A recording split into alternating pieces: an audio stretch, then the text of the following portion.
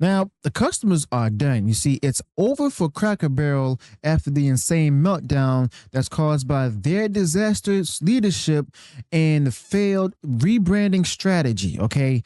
And the customers are done with them while they believe that they can win the customers back.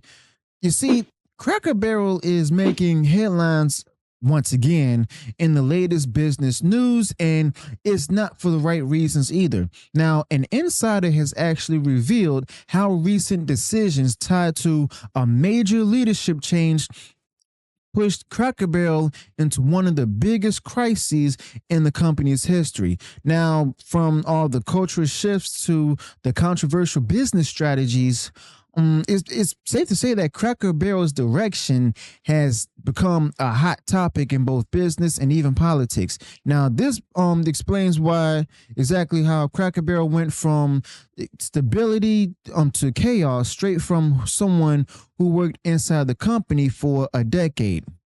Now, according to former employee Eric Russell, who spent nearly 10 years working at Cracker Barrel, well, this particular company in its decline didn't really happen overnight. You see, he explained that corporate decisions slowly eroded the culture and values that once made Cracker Barrel successful. Now, this wasn't just about, business strategy, it was about ignoring the very identity that built the brand's reputation.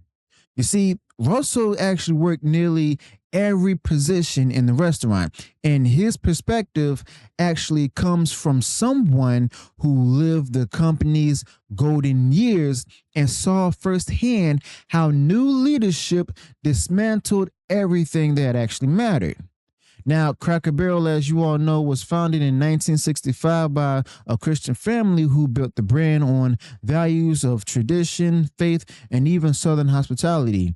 Now, for decades, Cracker Barrel became synonymous with America's front porch, simply offering families a sense of comfort and belonging.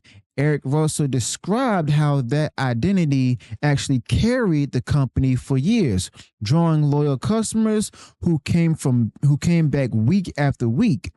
But that loyalty started breaking down when new leadership, led by the current CEO Julie Fleiss Massino, began implementing a series of drastic changes designed to quote modernize the company. The rebranding strategy itself has actually ignored the audience that kept Cracker Barrel alive. Now, the first wave of changes sent the clear message the company was moving away from its roots. The classic brown menus were replaced, uniforms were relaxed, and dress codes were actually removed. For decades, Cracker Barrel had a clean, professional image, but management shifted toward catering to modern employees over traditional standards. Now, Russell explained how this change actually alienated longtime workers and regular customers who actually valued professionalism.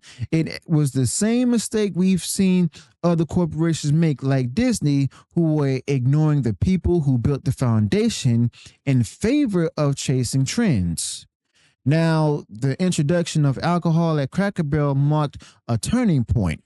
You see, for years, the company itself proudly maintained a family first environment by avoiding alcohol sales entirely.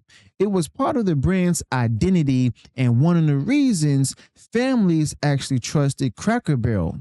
But under the new leadership, mimosas and wine into the menu itself. Now, this chain wasn't just about drinks, it actually symbolized a shift in priorities.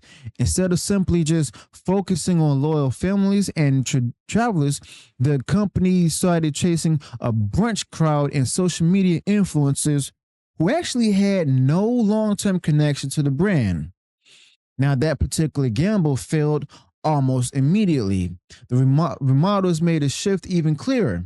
Cracker Barrel's iconic interiors filled with antiques and Americana were quickly replaced with stale gray walls and mass produced decorations.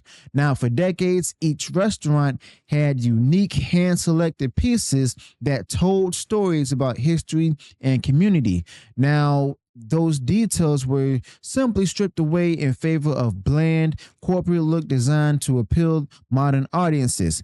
Eric Russell said it best.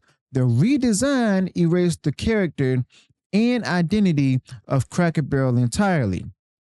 Now, what was once a cultural institution now simply feels like just another generic chain. Now, these changes created an immediate divide inside the company itself. Longtime employees who upheld the original values began leaving, frustrated by leadership's disregard for the culture, and without experienced staff to guide new hires, service quality dropped across many locations. Russell compared it to what happened at other corporations when executives ignored institutional knowledge in favor of quick fixes. The same people who actually made Cracker Barrel special, the employees who knew the customers and traditions, were pushed out, leaving the company weaker at its core. Now, the customers also noticed the shift just as quickly. For decades, families and travelers actually considered Cracker Barrel a consistent, dependable stop. The restaurants offered tradition, familiarity, and a sense of home. Russell described how regulars came to the same locations for years, sometimes sitting at the same tables until the day they passed away. Now, that deep connection to the brand has now been severed. Leadership actually thought they could replace those loyal customers with TikTok driven demographics, but that audience was never invested in Cracker Barrel in the first place. Now, that particular decision right there actually cost the company its most valuable base. You see, Russell explained that Cracker Barrel once built decades of goodwill by being authentic and consistent. Now, for years, customers referred to it as America's front porch, and that goodwill has been squandered. Now, the company ignored the basic rule of business. 80% of sales often come from 20% of loyal customers. And instead of nurturing that 20%, the leadership alienated them entirely. By trying to attract new crowds, Cracker Barrel pushed away the very people who defined its success. That's not just a good business. That's not just a business miscalculation. It's a betrayal of the brand's identity itself. Now, the company's financial performance mirrors this cultural collapse. Before the rebrand, Cracker Barrel actually had its ups and downs, but remained stable. Once the models and policy changes rolled out, the stock started to slide fast. In early 2024, the company's shares were trading above $80. Within months, as redesigned stores opened and the backlash grew, the stock dropped below $40. Now, that sharp decline wasn't at all caused by external market pressures. It was a direct result of the leadership decisions. Investors saw the damage unfolding in real time and began pulling out. Ironically, Cracker Barrel already had momentum without these risky changes. You see, TikTok creators had started, showcasing the unique items in Cracker Barrel's general stores, bringing younger audiences simply back naturally. Now, salt and pepper shakers, Americana-inspired home goods, as well as quirky kitchen items were trending online, boosting the organic traffic into the restaurants. You see, the leadership could have simply leaned into that authenticity, but instead they actually chose to force a corporate rebrand. And by chasing an audience that didn't even care about the company, they disrupted the very organic growth that was already working. Now, Eric Russell made it clear that Cracker Barrel didn't need a total transformation to survive. Small improvements could have strengthened the brand while preserving its culture. But instead, the current woke leadership that's there now chose to gamble everything on appealing to demographics who were never going to support Cracker Barrel long term. Now, wine moms, TikTok influencers, and brunch crowds have plenty of trendy options. Now, they were never abandoning boutique cafes and upscale brunch spots for Cracker Barrel. Meanwhile, the families who actually cared about the brand no longer recognized it at all.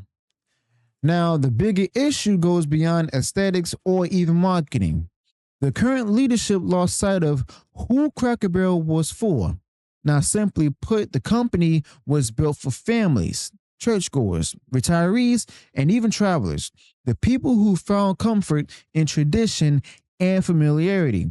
Now, by redesigning stores, changing menus, and ignoring customer loyalty, the leadership simply alienated those very groups. And as Russell said, you can't rebuild decades of trust once it's broken. Now, honestly, Cracker Barrel traded stability for an audience that was never coming, and now they're facing the consequences. Now, Cracker Barrel's decline is not just a business story, but it's also, well, it should be a warning for companies across America, but of course, they're not going to take heed. When you abandon your core audience and identity, you lose the foundation that actually built your success. Eric Russell's insider account shows how quickly a trusted brand can actually erode when decisions are driven by trends instead of values. You see, Cracker Barrel simply ignored its employees, neglected its customers, and even overestimated its ability to pivot into a completely different market. That strategy has failed on every level. Now, today, Cracker Barrel sits at a crossroads and the stock is doing bad. Families who once made it part of their weekly traditions have stopped coming. Employees who built their lives around the company have already left long ago. Investors are losing confidence, and the backlash continues to grow. Now, Eric Russell's story isn't just about nostalgia. It's about how corporate leadership simply destroyed the culture that actually made Cracker Barrel unique. Now, without a serious course correction, there may be no way back for the brand that was once synonymous with, America's front porch.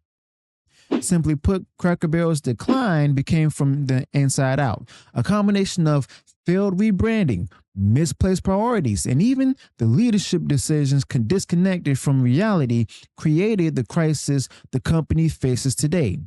Eric Russell's account proves what loyal customers have been saying all along, which is that Cracker Barrel abandoned the very values that made it special.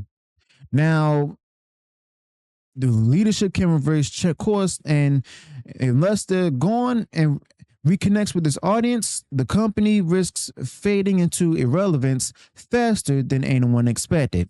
So let me know your thoughts about this in the comments below. Be sure to smash the like button, share the video far and wide across social media, subscribe to the channel, turn on the bell for future uploads, notifications, and I'll see you all in the next one. Until then, peace.